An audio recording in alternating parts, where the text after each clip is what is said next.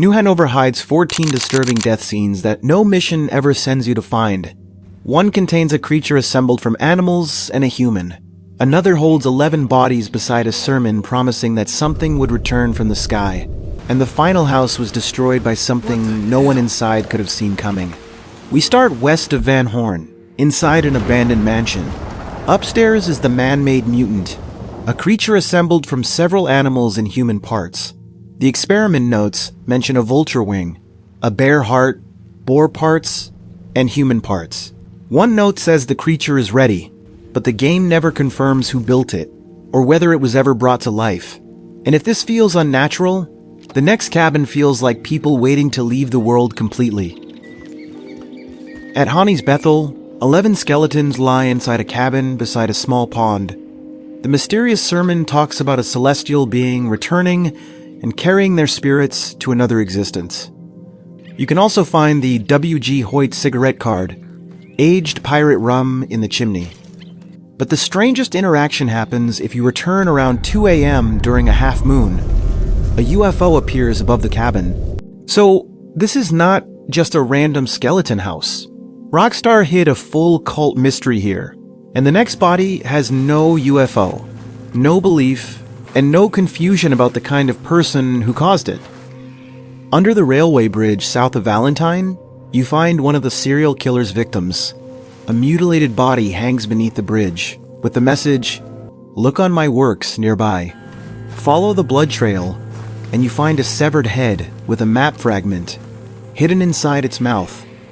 Another one. Through the eye, too. Poor bastard. That map fragment is the real item here, because collecting all 3 pieces leads you to the killer's hideout. This scene is disturbing because it does not end when you find the body. It pulls you deeper into the killer's trail. But the next scene is uncomfortable without a single map, note, or explanation. Near Guthrie Farm, inside a small shed, there is a dead man beside a dead sheep wearing a pink bow. A gold wedding ring is lying near the sheep. The game never explains what happened here, but the placement of the bodies, the bow, and the ring is clearly intentional. It is one of those scenes where Rockstar lets the player understand the implication without saying it directly, but the next death tells its story through business, pressure, and one burned body. At the abandoned oil derrick, you find Mr. Varley's burned body. There is a letter connected to Cornwall, suggesting his small oil operation was getting in the way of a much bigger company.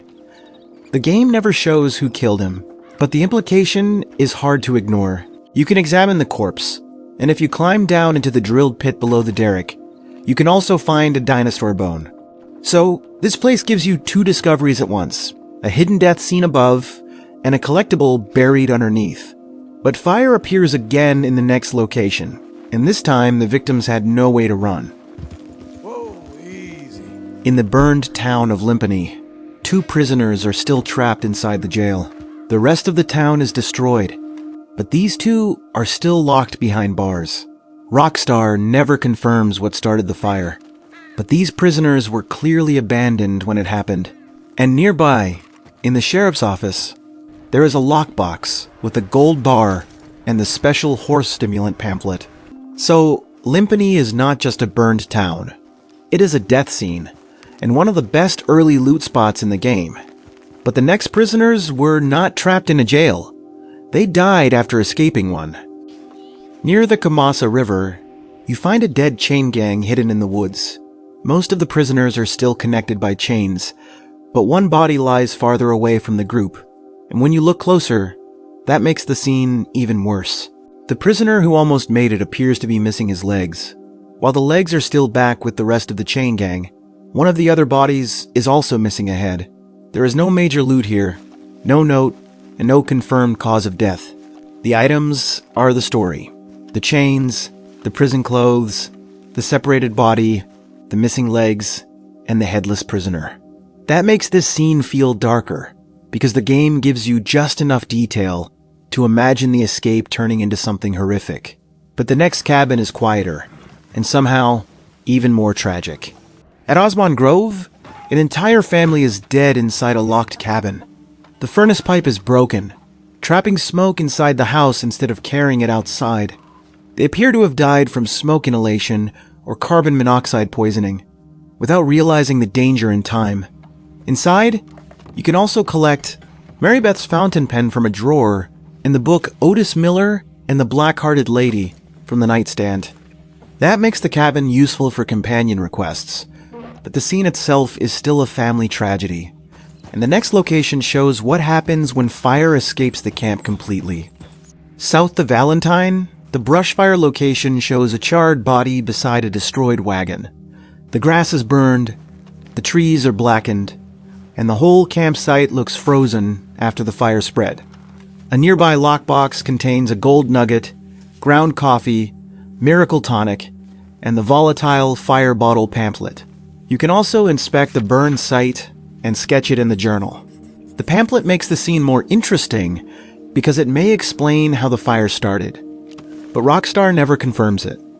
But the next camp might not be a normal campsite at all.